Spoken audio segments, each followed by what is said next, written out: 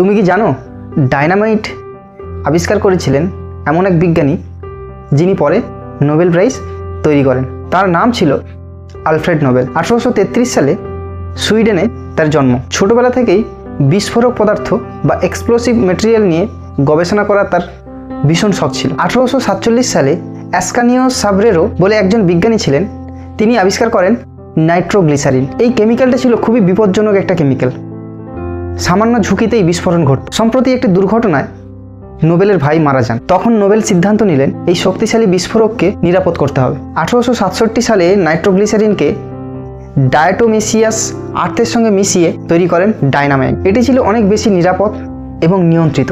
Dynamite বদলে দিল mining, railway এবং টানেল কনস্ট্রাকশনের ইতিহাস। আর তারপরে 1995 সালে তিনি শুরু করেন বিখ্যাত নোবেল প্রাইজ। একজন বিস্ফোরক আবিষ্কারক হয়ে উঠলেন শান্তির প্রতীক। এমন আরও কেমিস্ট্রি ফ্যাক্টস জানতে হলে সাবস্ক্রাইব করো কেমিস্ট্রি বয়, লাইক করো, কমেন্ট করো এবং অবশ্যই বন্ধুদের সঙ্গে শেয়ার করে নিও। দেখা হচ্ছে নেক্সট ভিডিওতে।